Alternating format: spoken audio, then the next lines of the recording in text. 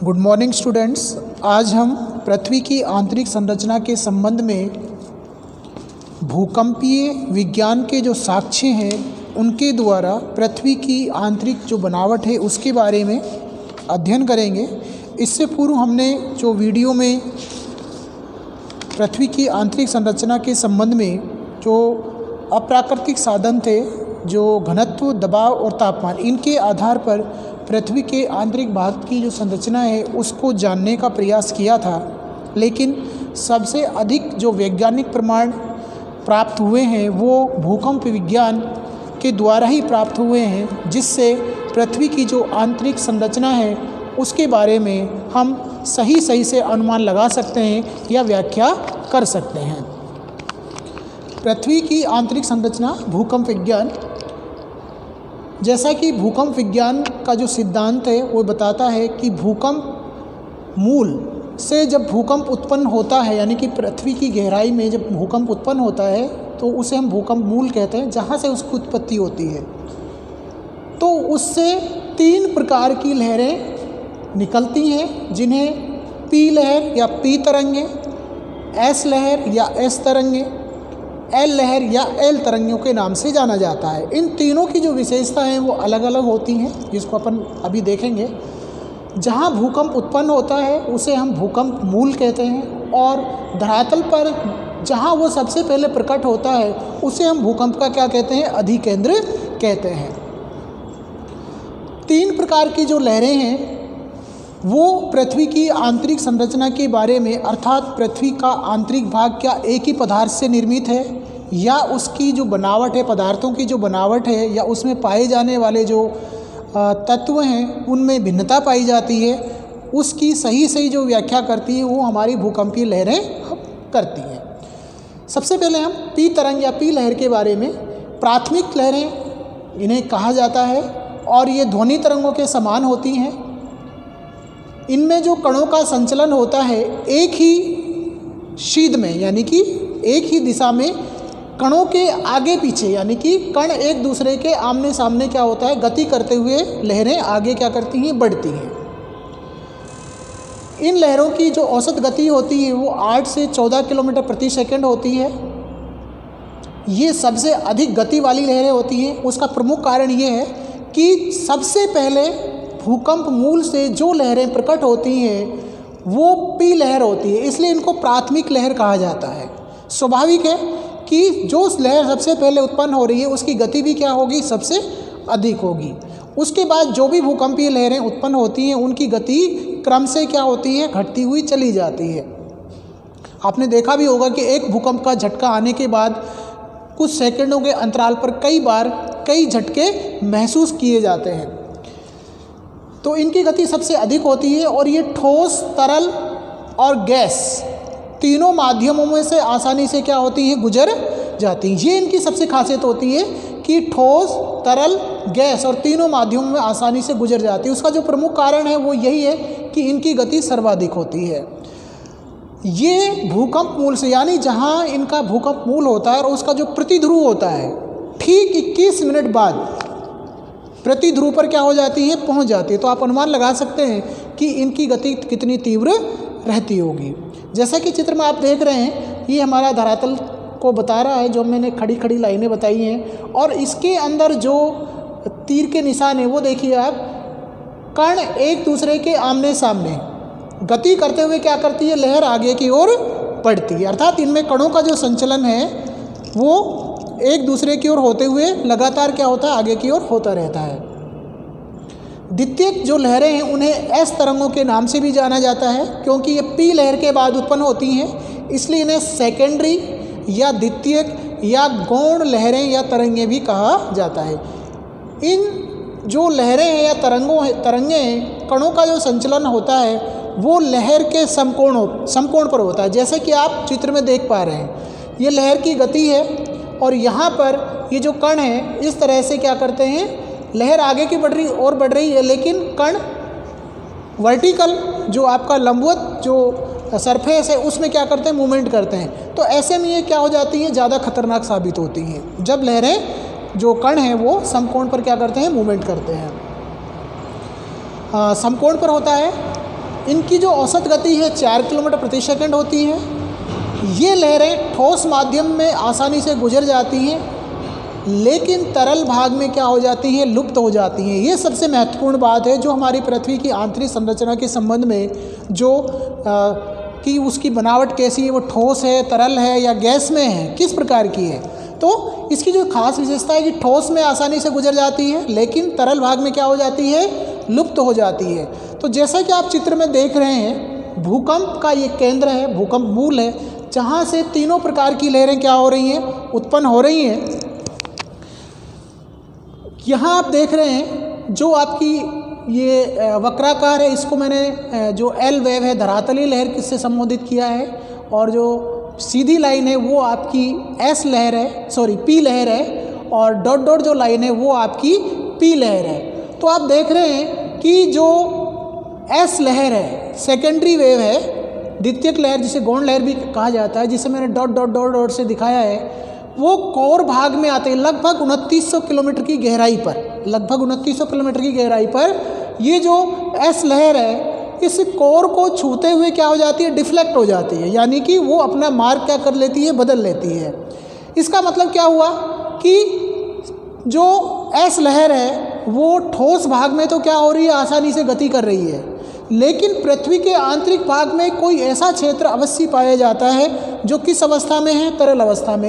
यही कारण है कि 2900 किलोमीटर की गहराई पर जब कोर भाग शुरू होता है तो वहाँ जैसे ये लहर पहुँचती है, केंद्र में जाने के बजाय क्या करती है, बाहर की ओर रिफ्लेक्ट हो जाती है, अर्थात परावर्तित हो जाती है, वो केंद्र में प्रवेश नहीं करती है।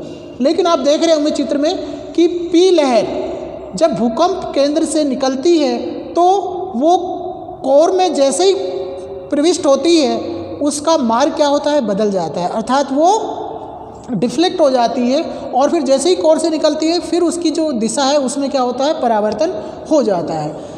तो ये इस बात को साबित करता है कि जो कोर का बाह्य भाग है वो कहीं ना कहीं तरल अवस्था में अवश्य है, जिसके कारण जो हमारी एस लहर है वो कोर को छूते ही क्या हो जाती है, परावर्तित हो जाती है।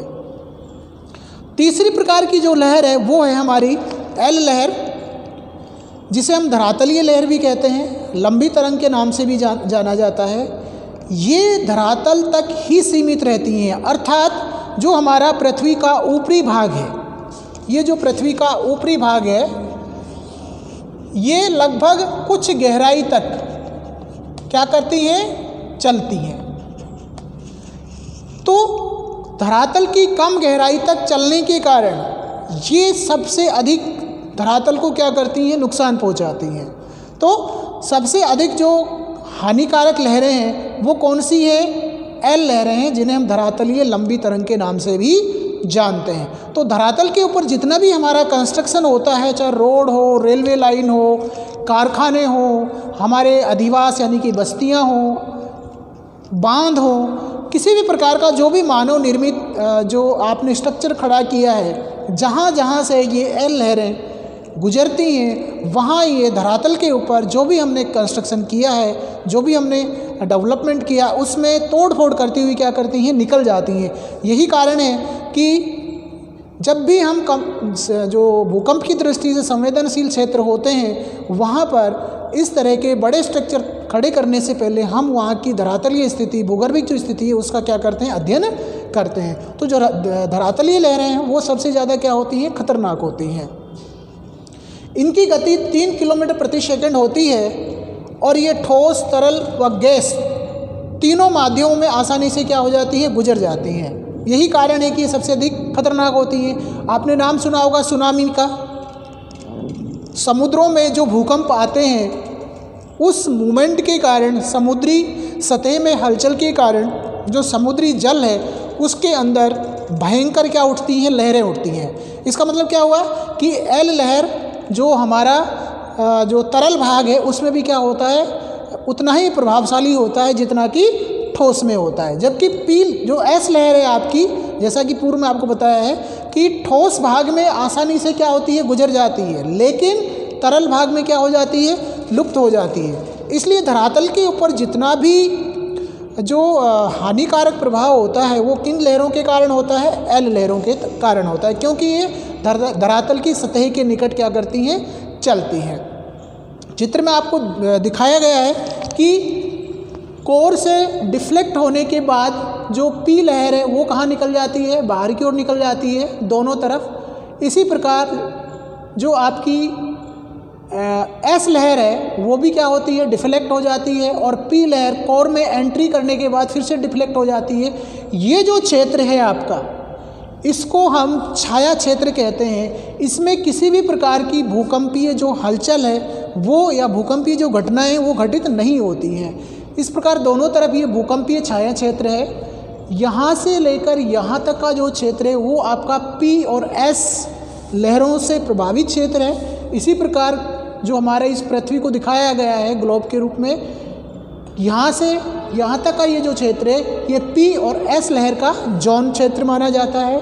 और ये सतह के निकट वाला जो क्षेत्र है, जहाँ कहीं भी भूकंप का उद्गम होता है, भूकंप मूल से सबसे अंत में एल लहरें निकलती हैं और वो धरातल के बिल्कुल निकट चलते हुए क्या करती हैं? तोड़फोड़ करती हैं। इसलिए इन लहरों को सबसे अधिक खतरनाक या हानिकारक लहरें माना जाता है। अब बात उठती है कि इन लहरों के आधार पर हम जो पृथ्वी की आंतरिक संरचना है उसके बारे में कैसे कह सकते हैं कि पृथ्वी का आंतरिक भाग ठोस है या तरल है। जैसा कि अभी आपने देखा कि पी एस लहरें धरातलीय स्वभाव के अनुसार उनकी जो गति है उनमें क्या होता है? परिवर्तन होता है। पी एस लहर जैसे ही ठोस भाग आता है उसकी गति में क्या हो जाती है? वृद्धि हो जाती है।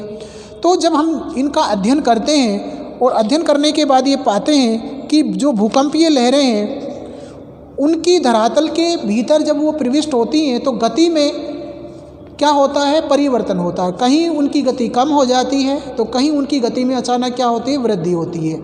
ऐसा किस कारण से हो रहा है? ऐसा इस कारण से हो रहा है कि भूगर्भ के अंदर ऐसी अनेक परतें पाई जाती हैं जो या तो कैसी हैं? लचीली हैं, या बहुत अधिक कैसी हैं? ठोस हैं। तो ठोस भाग में कोई भी तरंग जिसकी गति अचानक क्या होती है? बढ़ जाती है। लेकिन यदि पृथ्वी के आंतरिक भाग में कोई परत ऐसी पाई जाती है जो कैसी है? लचीली है या मुलायम है या तरल अवस्था में, तो ऐसे में उस जोन के अंदर वहाँ जो हमारी भूकंपीय लहरें हैं उनकी गति में क्या हो जाती है? कमी हो जाती है।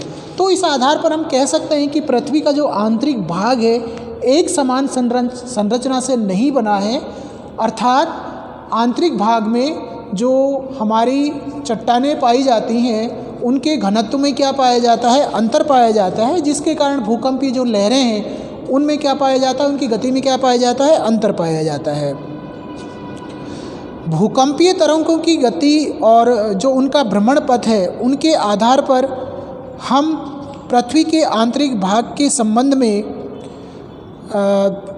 वैज्ञानिक जानकारी प्राप्त कर सकते हैं। वर्तमान जो वैज्ञानिक युग है उसमें हम भूकंप विज्ञान के आधार पर ही अधिक सशक्त जो जानकारी है वो प्रदान कर सकते हैं। अन्यथा जो दूसरे साधन हैं वो केवल अनुमानिक जानकारी प्रदान करते हैं। यदि हम भूकंपीय लहरों का जो विशेषताएं हैं या उनकी जो गति है या उनके चलने के जो मार्ग हैं उनका अध्ययन करते हैं तो ये पाते हैं कि कुछ लहरें तरल भाग से भी गुजर जाती हैं, लेकिन कुछ लहरें ऐसी हैं जो तरल भाग में क्या हो जाती हैं? लुप्त हो जाती हैं, या वो डिफ्लेक्ट कर दी जाती हैं, परावर्तित कर दी जाती हैं। जब घनत्व बढ़ता है तो लहरों की गति में अचानक क्या होती है? वृद्धि हो जाती है। और जो भूकंपीय परीक्षण हैं उनसे ये भी पता चलता है कि पृथ्वी के आंतरिक भाग में भूकंपीय जो तरंगें हैं सीधी ना चलकर वक्राकार मार्ग का क्या करती हैं? अनुसरण करती हैं। और ये मार्ग भीतर की ओर कॉनकेव यानी कि नतोदर रूप में और धरातल पर ये कॉन्वेक्स अर्थात उन्नतोदर रूप में होता है, जो इस बात की पुष्टि होती है कि पृथ्वी के जो आंतरिक भाग है उसमें घनत्व में क्या होती जाती है? वृद्धि होती जाती है। यानी कि जैसे जैसे हम पृथ्वी के आंतरिक भाग में जाते हैं वैसे वैसे उसके घनत्व में क्या होती है? वृद्धि होती है। पृथ्वी के आंतरिक भाग में अधिक जो भार वाले तत्व हैं, जिन्हें हम लौह सदृश तत्व भी कहते हैं, उनकी उपस्थिति के कारण ही उसमें चुंबकीय गुण उत्पन्न होता है, जिसके कारण जो हमारी पृथ्वी का ग्रेविटी फोर्स है वो कार्य करता है। तो इस प्रकार हम भूकंपीय जो लहरें हैं और उनके अध्ययन के आधार पर ये कह सकते हैं कि पृथ्वी के एक गहराई में एक ऐसी परत अवश्य पाई जाती है जो किस अवस्था में है, तरल है, लेकिन उसका जो कोर है, केंद्रीय भाग है, वो किस रूप में है, ठोस रूप में है। तो आज हमने भूकंपीय लहरों के आधार पर पृथ्वी की आंतरिक संरचना के बारे में जानकारी प्राप्त की। अगले वीडियो में हम स्वेस महोदय का जो रासायनिक वर्गीकरण है पृथ्वी की आंतरिक संरचना के संबंध में, उसके बारे में अध्ययन करेंगे। Thank you.